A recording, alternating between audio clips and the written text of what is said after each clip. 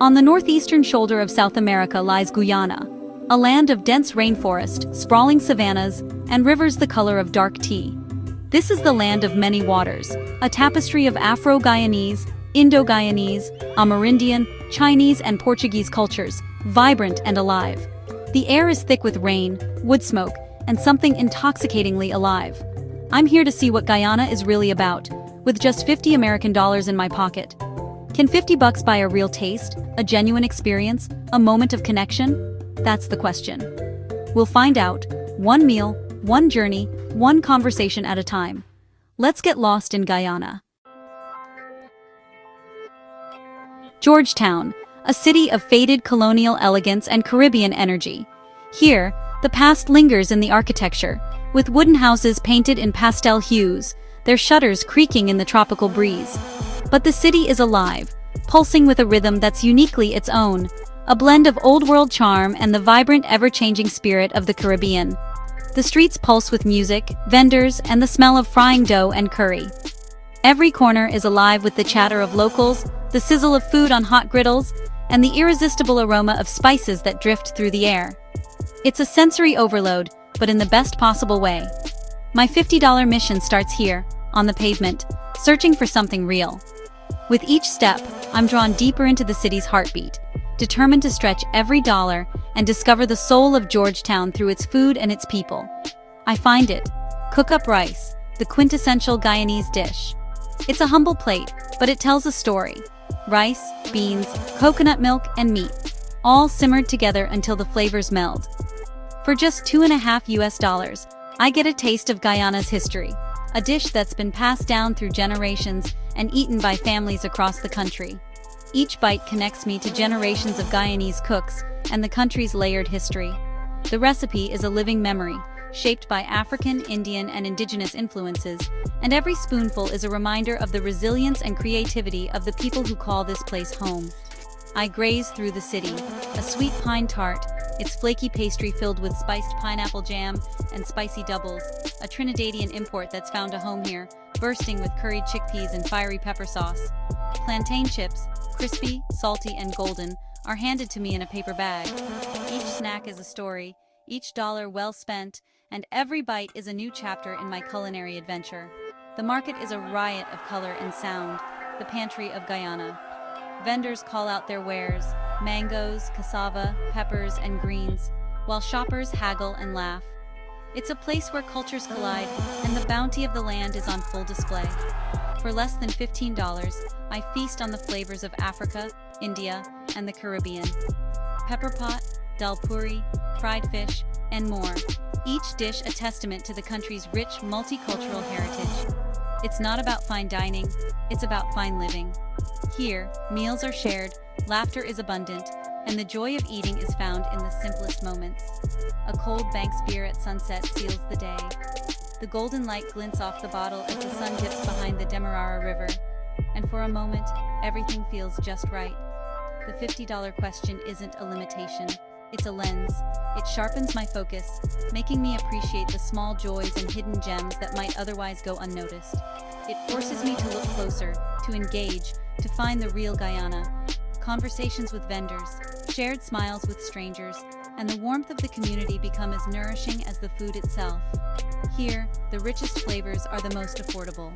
The generosity of the portions and the depth of flavor prove that you don't need to spend a fortune to eat well. I've eaten like a king for the price of a pauper.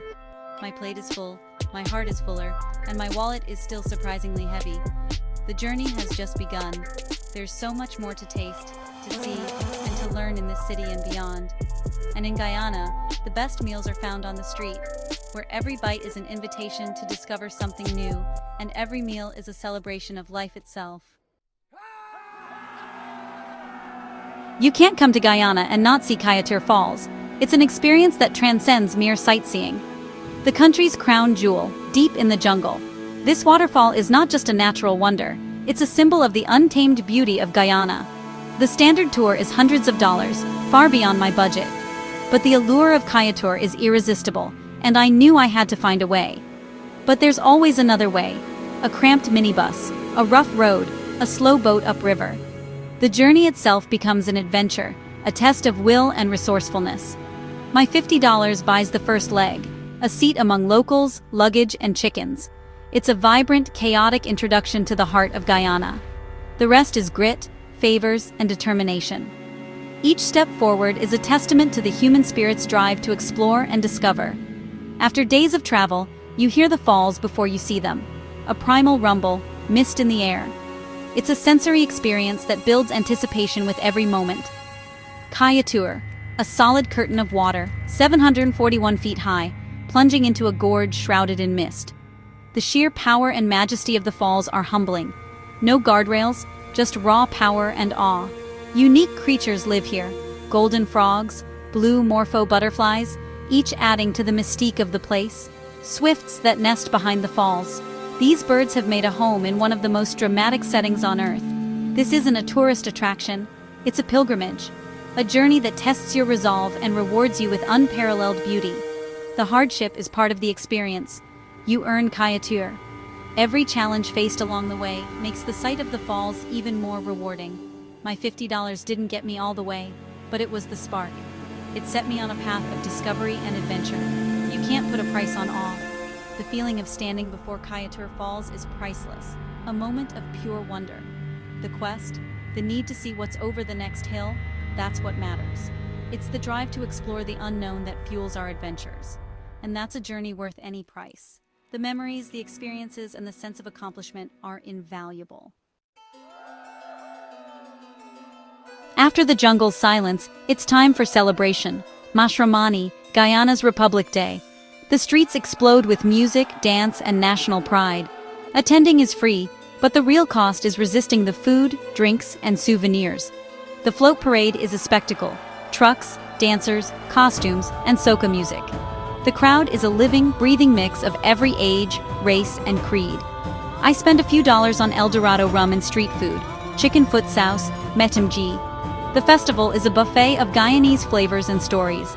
This is what travel is about, not just seeing, but being part of the celebration. Joy here is communal, infectious, and unfiltered. As night falls, the party continues. Music, smoke, and laughter fill the air. Mashramani shows Guyana's heart, beating to a soca rhythm. My budget is dwindling, but the memories are priceless. For a few dollars, I got a front row seat to pure, unscripted celebration. Every trip needs a souvenir, something with a story, a piece of memory. With my budget shrinking, I head to the craft markets, where Amerindian artisans sell their work. Baskets, carvings, jewelry, each item unique, each with a story. I meet Joseph, a woodcarver from the Rupununi, who shows me his sleek jaguars and delicate hummingbirds. We talk about the land, the animals, his family. The connection is the real value. I can't afford the big jaguar, but I buy a small, perfectly carved hummingbird for $10. It's a piece of Joseph's story, a memory of this place. Money is temporary, but this object, a portal to Guyana, will last. The craft market is a gallery of Guyanese identity, skill, and tradition. I leave with a hummingbird in my pocket and a story to carry home. The best souvenirs aren't things, they're connections. My $50 is almost gone, but I've made a good trade. That's a souvenir worth paying for. To truly understand Guyana, you have to get on the water. Its rivers are the country's lifeblood, threading through dense rainforest and connecting remote villages to the bustling capital. These waterways are more than just a means of travel. They are the arteries that sustain daily life, culture, and commerce.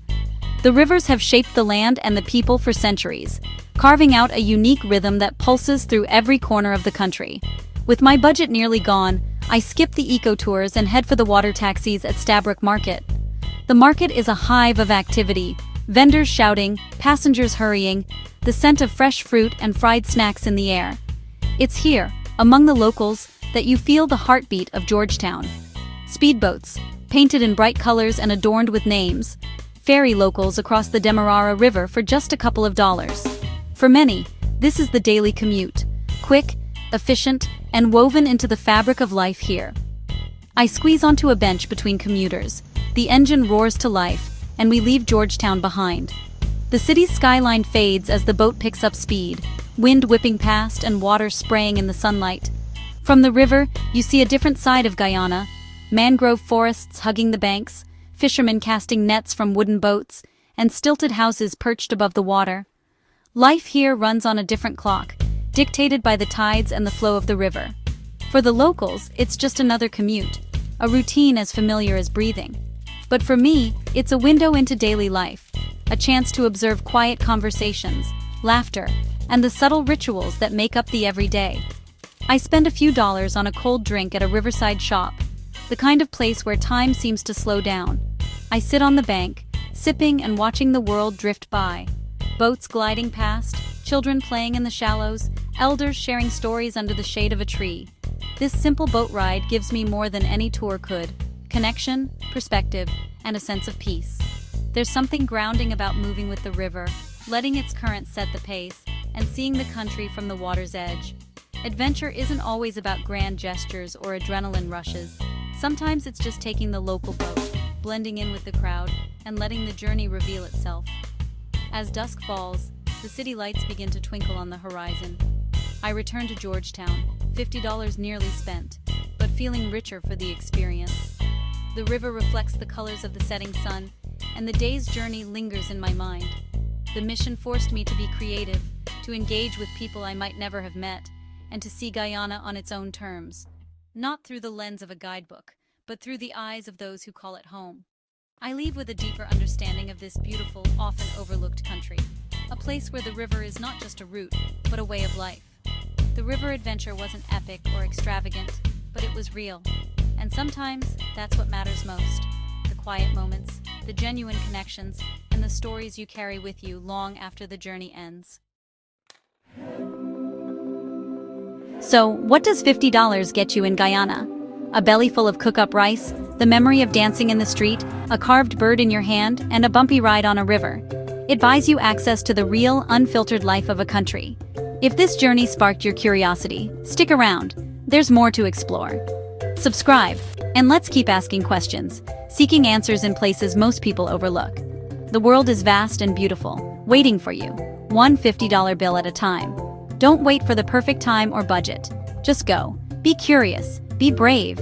Eat the strange food. Talk to strangers. Get a little lost. I'll see you on the next one.